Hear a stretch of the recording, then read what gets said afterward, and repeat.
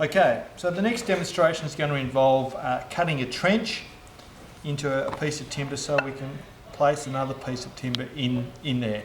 And that gives us strength when we're doing a timber join.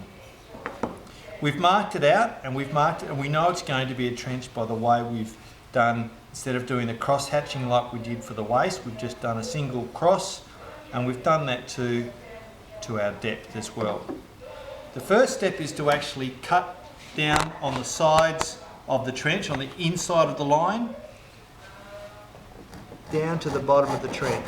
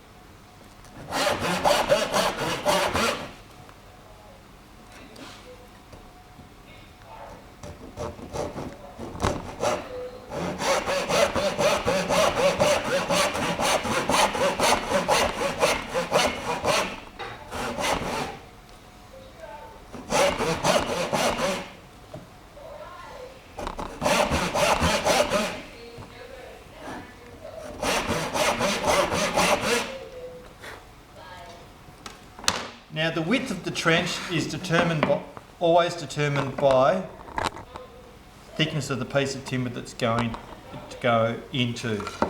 The depth is usually half the thickness of the piece of timber, but this can vary depending on what the application is. So now that we've done that, our next part is to start doing the trenching. We place it as flat as we can into the vise, and the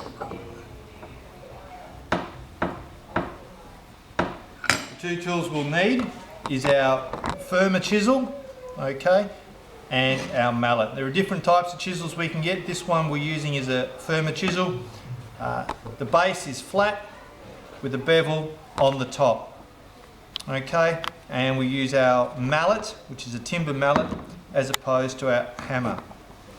It's important with our chisel that we keep both hands behind the cutting edge, so that's not going to be a problem in that we're going to have one hand on the handle and one hand on the chisel. In terms of technique, it's usually easier if you have your hand over the top of the chisel and the mallet, so we can go through from this direction, and we can also lean to give us a bit more balance. What we're going to do it in a three-step process. First of all, we're going to create a hill coming halfway from each side and just taking a little bit at a time. In terms of selecting the chisel, this is the best chisel I have available for me.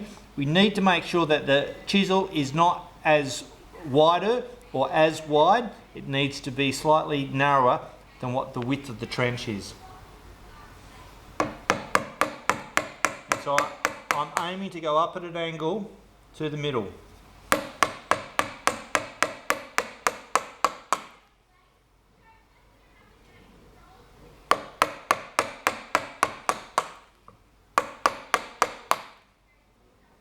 And I stop about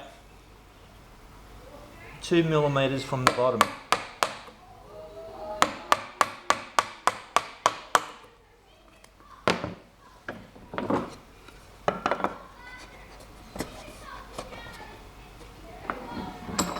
It's important that when you're chiseling, you never ever go all the way through to the other side. The danger is you're going to rip out pieces and it's not going to end up a nice neat trench.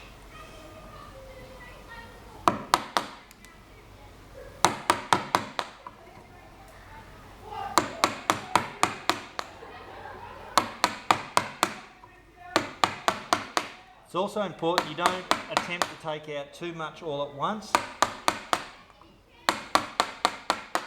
because that can damage other parts of it as well. And so the first step is creating that hill towards the middle. What we're going to do now is flatten our trench out from either side. Okay, and so we want it so that the bottom, those lines are still seen, and it's just got a slight hollow in the middle. Doesn't matter which side you start on. We just start.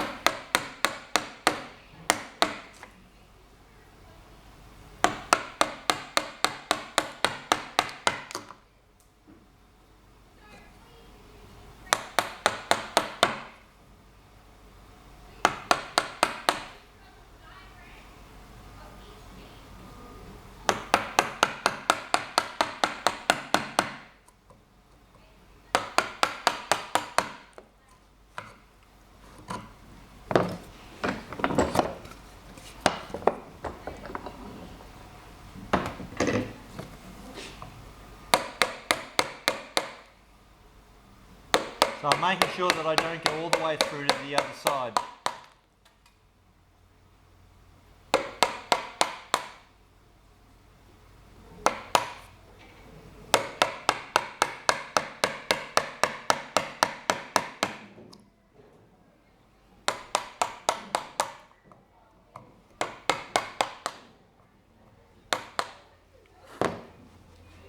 And then come back and clean up the ends, the edges.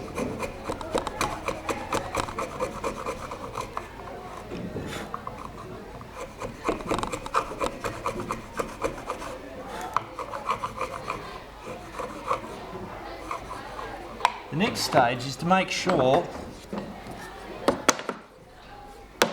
that I have a nice flat trench. So I want it to be ever such a slight hollow, not a rise. So what I do is I get my lead pencil and I rub over the back of my stock of my square, which I know is going to be flat, and then I rub it up and down. And all I want is to have pencil lines on either edge. Now I can see that I've got pencil lines here, which tells me I've got a high spot in my trench. I need to put it back into my vise and take a little bit more off.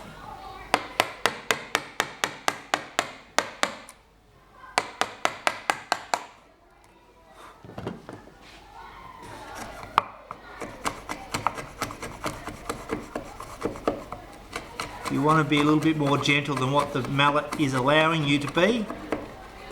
You can always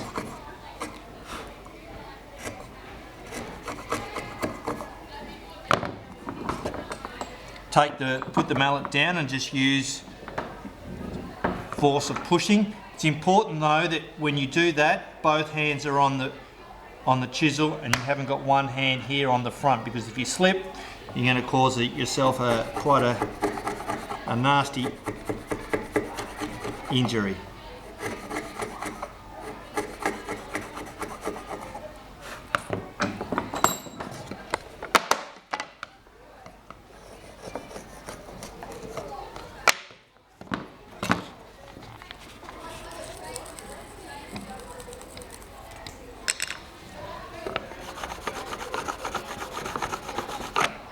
Okay, and we've got our marks just on either side, and we've got our pencil line.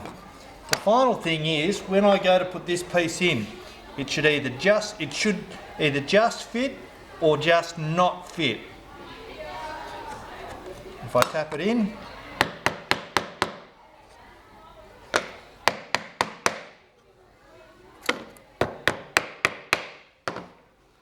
I've got a nice firm fit on both sides.